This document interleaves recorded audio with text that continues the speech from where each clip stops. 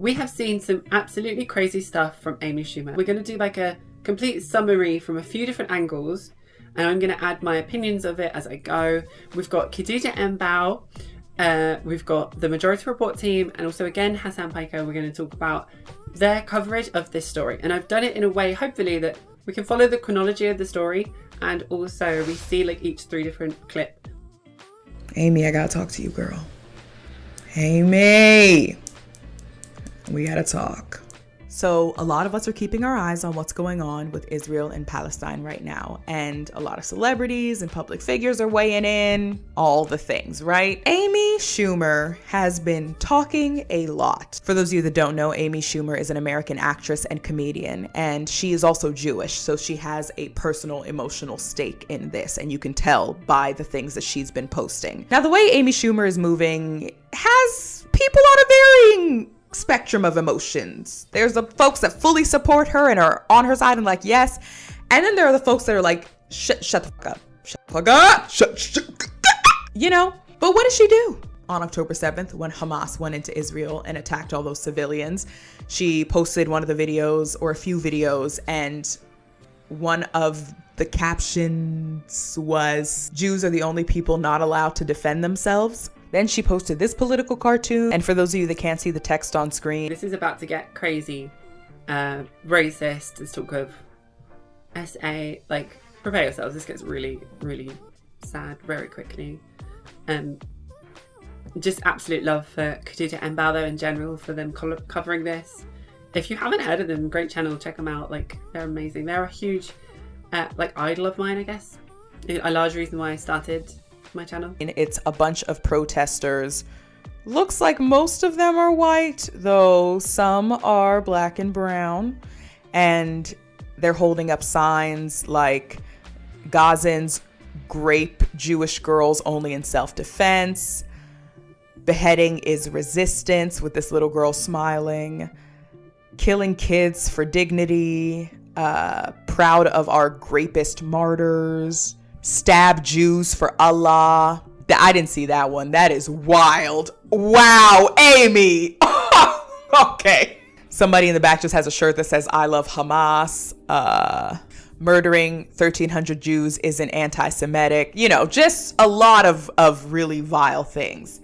And that did not sit well with a lot of people. And if you don't understand why, let me break it down. When you post something like that, you're conflating not only Palestinians with Hamas, but all Muslims with Hamas. So an actress named Asia Jackson tweeted that it's wild that Amy Schumer could say something like that when Bella and Gigi Hadid had to be so like tiptoey around their statements to make sure they don't lose their jobs and all that sort of stuff. Just adding to that point as well, absolutely. When this first all started coming out, the mass media held its breath before talking about what's happening. There has been historically so many people kind of silenced from talking about this, which is why so many people don't know about it until now. And I put myself up to that. Like, I interviewed John the Duncan, who mentioned this, and I had heard of it, and I was like, oh yeah, I know about that roughly. I had no idea this was happening, or that this was a potential issue. And I put my hands up to not being aware of it enough, and it's too late now, I think. But John the Duncan was talking about this, and he said about how you would be silenced for being overtly against what's happening and that was very much the sense when this first all started happening, and as Khadija Mbowe was just brought to light, and as Asia Jackson tweeted, Bella and Gigi hit like models that are aware of the situation had to be very delicate with their statements, as so many other people did, as so many other politicians, newscasters and everything. The whole like, do you condemn Hamas being a statement before you're allowed to say anything else is a sign that until now the propaganda has worked. Let's put it like that. But we're seeing the tides shift, and the backlash of that tide shifting, where the public opinion is changed when people are aware of what's really happening, is we're seeing those very anti-queer clips coming through. We're seeing this reaction of like, oh, then you're anti-Semitic, you hate, all Jews. It's like, no, they're absolutely, that's not true. These are different things. People are having to declare very clearly where they stand, whereas the truth, that's not true so much of everyone on the other side. And we're seeing this, and Amy Schumer is an example of this. And Amy Schumer slid into her DMs and was all like, what's up? She was all like, did my post about my people being massacred upset you? And Asia was like, yeah, the Islamophobia. Words were exchanged. Amy Schumer was talking about how unsafe she was feeling, how this girl has no idea what this feels like because she gets death threats. Amy Schumer gets death threats, people threatening her son, doxing her, taking pictures of her house. And Asia is Black and Asian, and her mom is Asian, and she straight up was like, the audacity of you to tell me that I don't know what it feels like to feel unsafe. You know, it just was really not a good look, truly. But we're not done. And at some point, Amy Schumer posted a video of MLK speaking out against anti-Semitism because, yes, of course. MLK's daughter had to tweet her and be like, Miss Girl, lovingly, okay, yeah, my dad was against anti-Semitism because you can't be for civil rights and be for that. However, he was also against militarism. I don't think a nonviolent civil rights advocate that is against anti-Semitism would be for the indiscriminate bombing of a civilian population. I just don't personally think that's the case, but a lot of y'all, this is how y'all think, this is how y'all be. But here's where I want to talk about individuals and this centering of certain victims over others and whatnot, right? Because at the end of the day, we all have biases. We all have our lived experiences, culture, society, whatever, that's going to impact who we feel for versus who we don't. Who we view as in our universe of obligation, that term coined by Helen Fine to refer to those that we believe deserve not just rights and privileges or whatever, but to whose grievances deserve amends. Who do we owe what to? To the people that we owe something to. Those are in our universe of obligation versus the rest of you bitches. And that philosophical idea of empathy as a spotlight. It shines the brightest for you and yours closest around you, those most similar to you maybe even, and then it gets dimmer the further out you go. Yeah, definitely a backlash of what we're seeing, and something, and an injustice that needs to be widespread, countered in my opinion, is the overt kind of dehumanization of any kind of Muslim or Arab person or Islamic person, in just general, the kind of non-white ideology. Khadija mentioned it about Amy Schumer earlier, but for Amy Schumer to have the audacity to think that her getting death threats and having this negativity put at her is something that no one else has experienced, is the staple in white privilege that is, quite frankly, appalling. Like, even to the extent of, like, you're an idiot. Like, how dare you? Even if you imagine that, like, you might have the same amount of negativity and death threats as every other famous person, like, let alone the fact of understanding intersectionally that a non-white person, someone racialized as non-white, is innately going to have, it's systematically, it's going to be harder. Anyway, that's a here in this space, I like to think an obvious thing, but this is why Amy Schumer had so much against her, because what many people take for granted in just kind of modern day progressive mindset, it was very clear that Amy was lacking in. Let's put it like that. Yes, our awareness of victims has become more compassionate. We've centered them more. We have become more aware of the ways that different people can be victimized and the intersections of that by this system. And yet, some of us care about collective group activism to combat those things. So real liberation means liberation for all, means caring about all, means doing this work together, solidarity, right? And then there's the individualistic group activism. And that's the thing that I think a lot of folks, particularly those of us socialized in Western societies, tend to latch onto and mistake it for solidarity. And this is what I think I'm noticing with Amy Schumer and other folks like her, folks that have even sent me DMs, not like yelling at me or anything like that of the sort, but just being like, almost getting the vibe that they're trying to be like, hey, care about us too. Care about us too. And multiple things can be true and happening at the same time. And that who we center when it comes to narratives about and actual situations of victimization, whether it's the system or war or any of that, can teach us a lot about where our cracks are.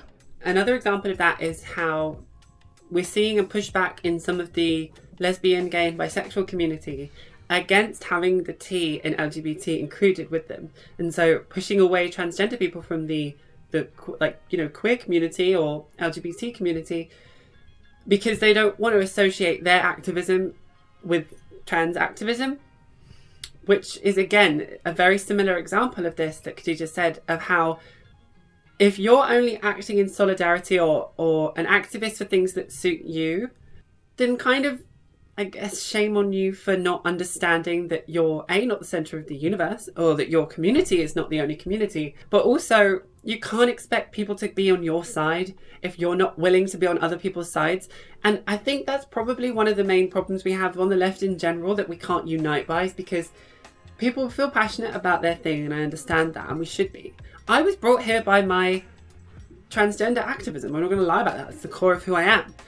But I also opened my mind to understand about the fact that, oh my gosh, if it's been much harder for me as a trans woman, then someone racialized as someone non-white, someone racialized as black, someone racialized as something else, is going to have it even harder.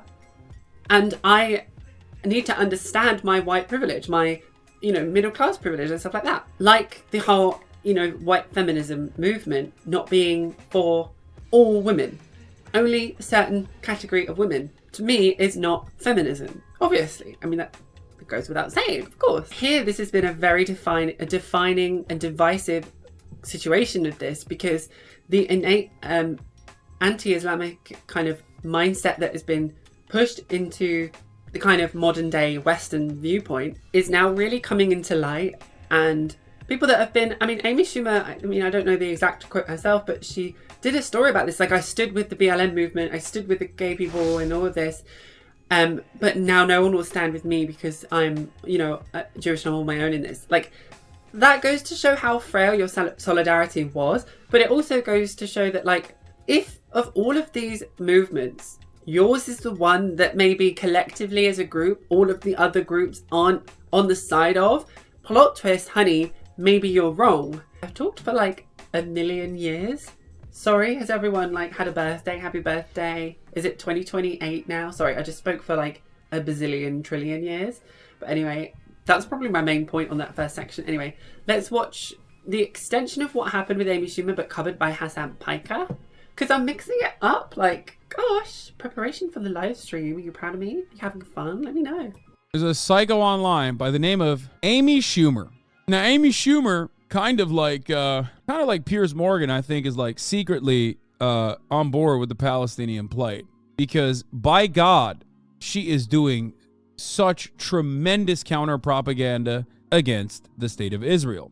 Now, obviously, there's more to that counter propaganda against the state of Israel. Israel itself is its own worst enemy if they want to come across as empathetic, because they just can't stop murdering children. Earlier today, I said, Amy Schumer must be a sleeper cell for Palestinians. The way she makes defense of Israel look so unhinged. She's been DMing Asia Jackson. I don't know who Asia Jackson is, but she's been DMing Asia Jackson some fucking psycho shit about how, she, out of nowhere was like, oh, you must hate me. Did something I post about my people being massacred upset you?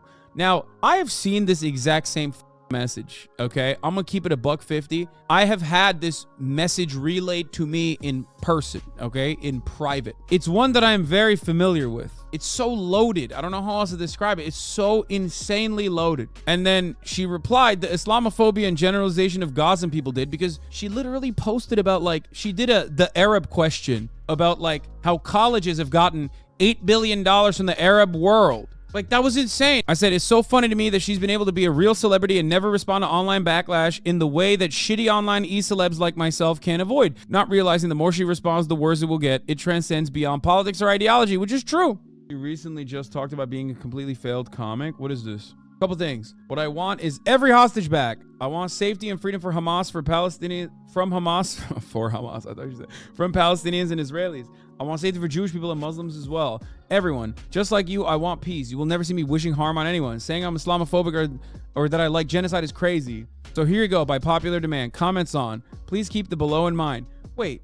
Hold up. We saw what you tweeted and what you've been saying. Like, you had the audacity to use you had the audacity to invoke the cardinal white sin, utilizing MLK's legacy to make a political point that he 100% in contemporary society would not be making and would go against. That's the cardinal white sin. That is literally the big Monty. You can't be out here being like, it's so up. Are you kidding me? So much so the MLK's own daughter had to correct your ass. Are you joking? You know how many times here in this community alone we've heard from like some psychopathic Republican dog politician who's like, well, MLK said I have a dream, and his dream was that white people should be hailed as the superheroes, and that famously he wanted equality, not black supremacy, like as though that exists currently. People love invoking MLK. The very same people that would have absolutely fit comfortably in that 67% that in his death thought that he was a bad guy. Shut the up. People that absolutely would fall in the white moderate category. Amy Schumer is not even a white moderate, I think, in this situation, though. Again, it comes down to privilege. The privilege of having... It comes down to audacity, Amy, to think you're right enough to quote, like, MLK or any previous, like, person that is not here to defend their point of view, and use like the characterization, the brand they have or had to further your point, is to me is weak. If you can't stand up for your own opinion, if you can't write down why you feel it and you justify it yourself, you're probably not truly right in yourself.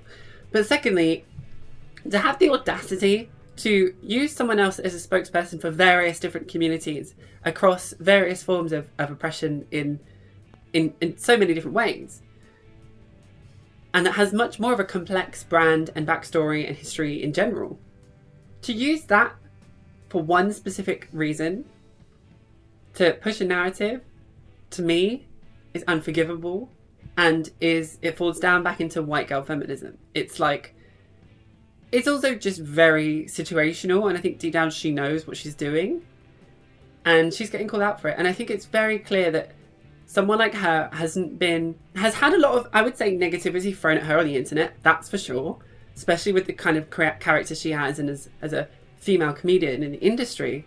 But it's very clear that she's never had to hold herself accountable and actually ask herself, hold on, am I in the wrong? Have I not learned something here? Because as a female comedian, she probably, again, this is just an idea rolling off the top of my tongue, but she's probably used her identity as a shield. Her actual own identity as, like, she describes herself as an overweight woman, like, as not funny, whatever, like, on purpose.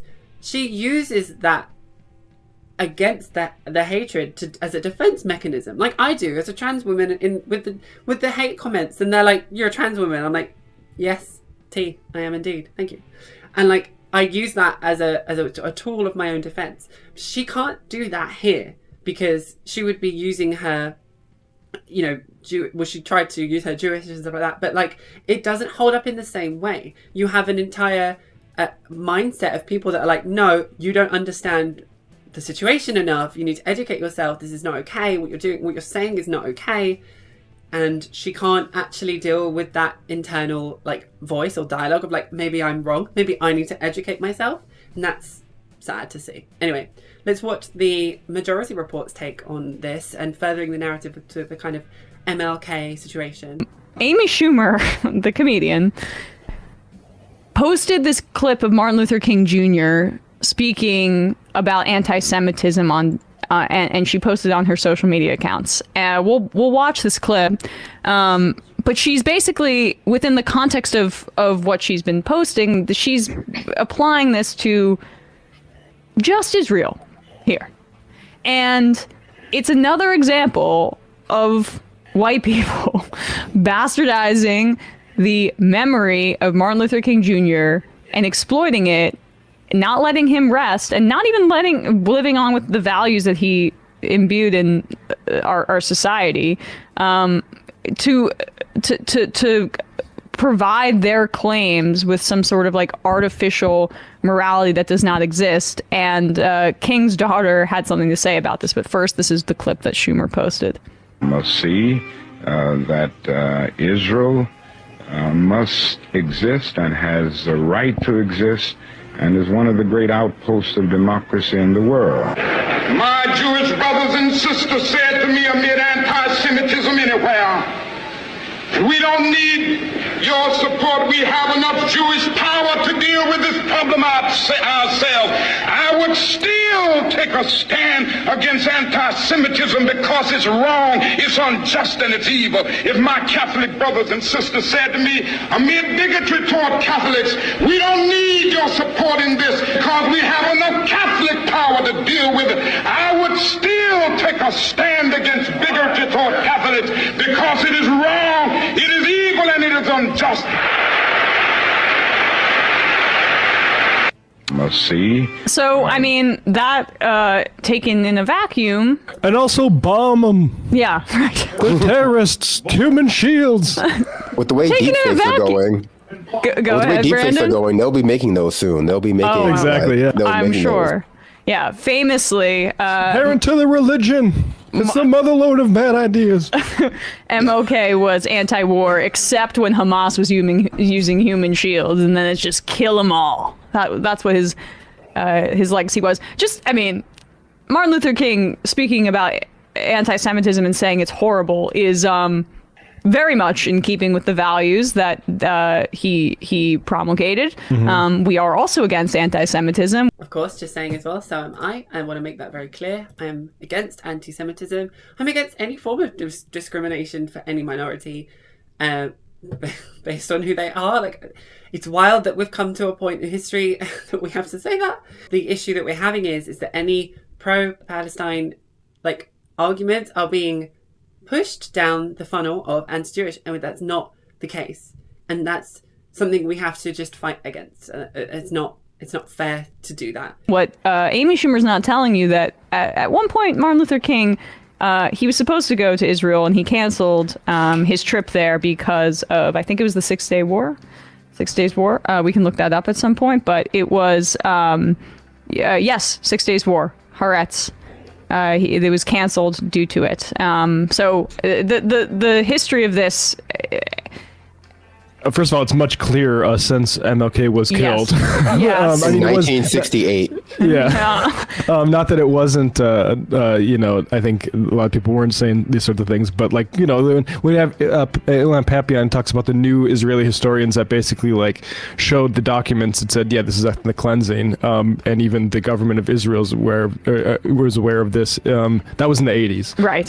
So I like the idea that MLK would have the exact same analysis of and say like Israel's democracy if he were still alive. I don't think so. Well, I mean, it was the 1967 borders. Israel had just begun to go beyond those, right, at the period of his assassination. So it's just not applicable to this current context. And this is what Martin Luther King's daughter, who is still alive, had to say. Amy, certainly my father was against anti-Semitism, as am I. He also believed militarism along with racism and poverty to be among the interconnected triple evils. I am certain he would call for Israel's bombing of Palestinians to cease, for hostages to be released, and for us to work for true peace, which includes justice. He said justice is best, or at its best, is love, correcting everything that stands against love. We have much to correct. Here's a clip of my father talking about withdrawing from the Vietnam War and moral power. And do you want to play this? Honestly? Yeah, let's just play it. I mean, let's honor Bernice King's wishes here and actually portray what King was about. The thing that the war in Vietnam could be stopped now without harm to this country? Well, there are two ways to deal with it. One is a unilateral withdrawal. I don't oppose that because I feel that this is a possibility. After all, France withdrew unilaterally from Algeria. It withdrew without a military victory. And this did not lessen France's prestige or influence in the world. If anything, it increased its prestige in the world. France is not the power that this country is. Well, I think that's an even greater reason why we should restrain our power. There's always the danger that any nation will abuse its power. And I think our power must be much more than military power. We don't need to prove to the world or anybody our military power. I think we've got to prove our moral power. Do you feel that this nation has abused, as you say, their power? Oh, I certainly do in the war and peace. And then she adds one more thing here. I encourage you to read Where Do We Go From Here? Chaos or Community? I mourn with all who are mourning. I know that we can't afford to diminish and dehumanize each other, and if we are truly committed to ridding humanity of the triple evils and to freedom from oppression for all. So, I hope Amy Schumer got to reading. It doesn't seem like she did because she's DMing lesser-known black actresses. Yeah, I want to get into this. Criticisms you were going to of say her.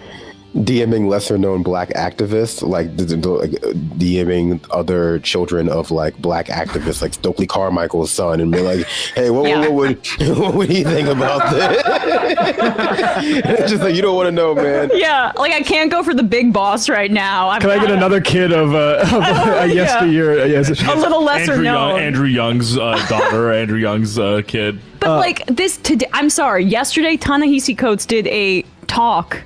We're gonna play that. Yeah. In New York City, the black activists have had a historic solidarity with Palestinians, and this stupid white lady, who's really like never known true, like abject struggle and discrimination in her life, is lecturing other people on what it really is like to be marginalized in this country. The privilege is unimaginable, and I can't believe that people don't have like the kind of reflexive understanding, like Amy Schumer doesn't know how whiny and Karen-y she comes off. If you lived your entire life and you've never had to be held accountable, you've never had to understand actually oppression, you've never walked out of a job interview knowing that you would have got that job if you were another form of demographic. If you went in as a woman, you would have got the job if you were the man.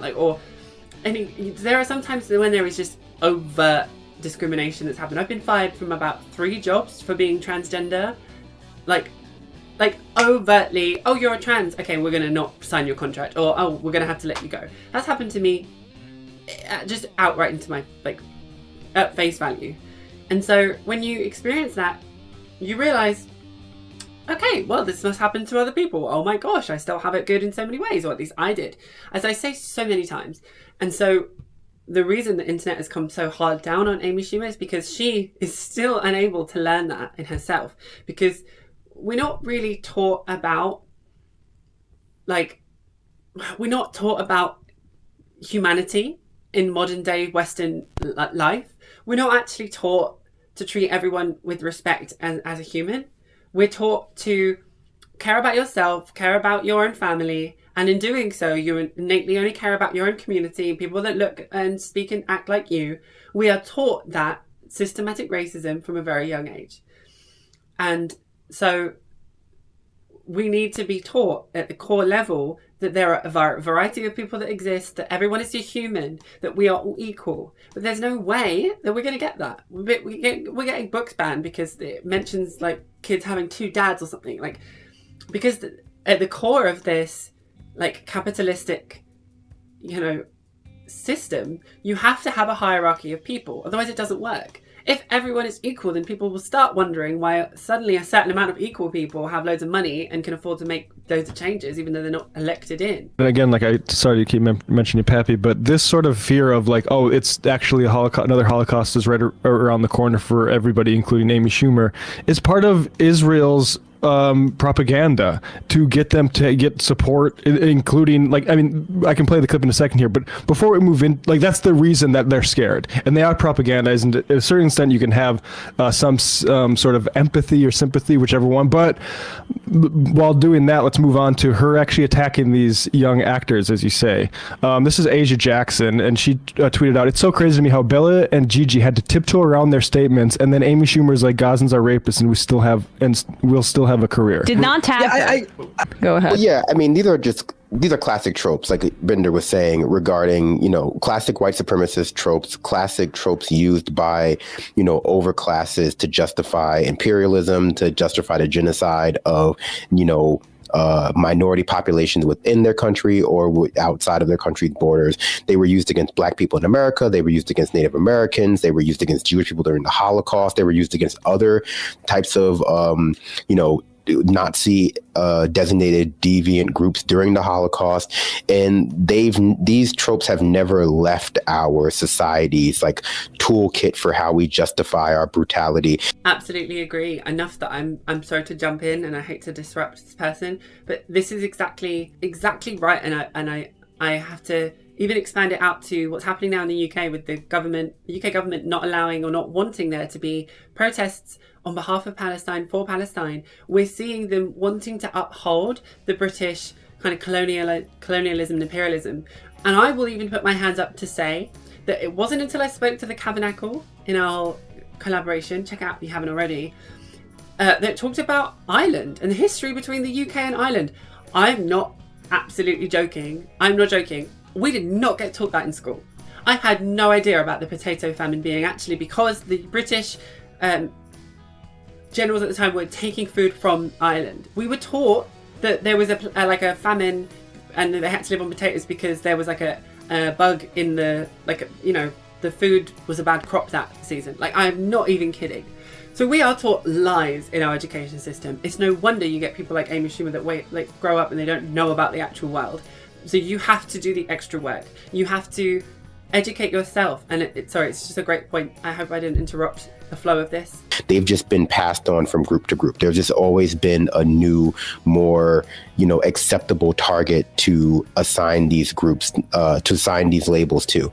And, the lack of self-reflection from people who are, are trying to mobilize the Holocaust that happened to Jewish people and other groups during World War II by the German Nazi state is, the lack of self-reflection is just, I think, glaring. I think it's hard for you to talk about it without going like, how do you not realize that this is exactly the same thing, that you're doing? And I think, partially it comes with the way that we have as a country, taught and educated people on what happened in the Holocaust, that we've made it something that is so very specific and inextricable from the nuances of Nazi Germany that people don't feel the need or rather don't have the ability to situate the things that we do in that same conversation of fascism. Most people don't even have the ability to situate like the German Nazi state into the context that it existed within that led to the Holocaust, because it becomes this, this example of an atrocity that existed outside of modernity, that just a bunch of evil people did something with no real build-up or context or acceptance from the world in the form of, the concentration camps that existed in Africa that were established by not just the German state, but other colonial powers prior to Holocaust, the extermination of Native American populations within the United States. It becomes a very, the conversations that we have about atrocities in this country lead themselves to only examine the most proximate causes so that these things can keep happening without anyone being able to go like, hey, when did we stop doing this sort of stuff? When did we stop having fascist components as part of our culture? And the answer is like never. Yeah, I mean, and it's about it's completely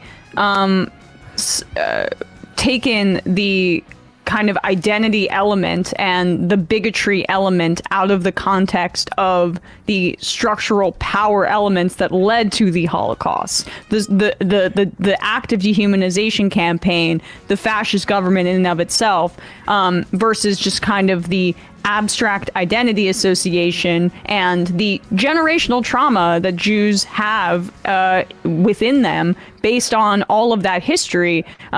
But without the history, it's just the group identity that can lead people down paths like this to just sharing white supremacists, Nazi-esque, like really, really racist far-right stuff, because there is no base of material understanding about these structures.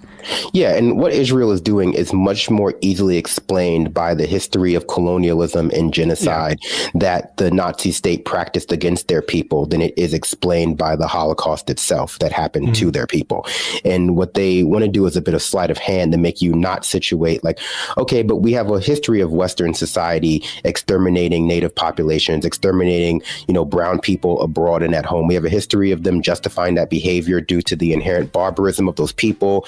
There have been instances all across the Western history and civilization of them using these exact same tropes around like brown men just indiscriminately raping white women and indiscriminately beheading babies to justify wiping out entire populations.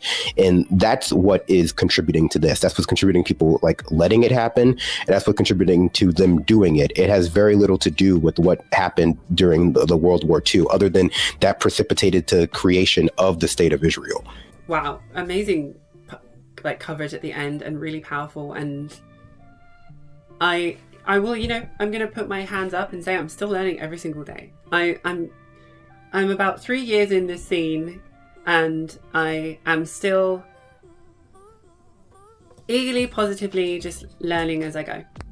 And I think that a real issue that we're seeing with a lot of people in the stance that they're taking is that they're not willing to say, I don't know everything, I need to educate myself, and I need to understand that the opinions and lessons I've been taught from a very young age have been have had an angle to them and are not the full truth, if not just aren't true. I love you all very much. Take care of yourselves, and goodbye from Louise of Major Archetype. See you next week. Finally, I will just ask, if you've enjoyed this content and if you enjoy my channel, if you're not a member already, and if you're not a patron, I would encourage you, if you can, if you have the budget, just about £2 a month, to join as a patron. You will get access to a whole bunch of extra content. There is updates of what's happening. You get early access to all of my videos. I really am trying to grow the channel, but I will also always like to add to say, not everyone has the financial capability of helping, and I completely understand that. You are helping by watching my videos in full, by commenting long paragraphs and talking about what your thoughts were. You are helping me by engaging, and if you have someone like-minded to you, sharing my channel with them and getting them to join as well.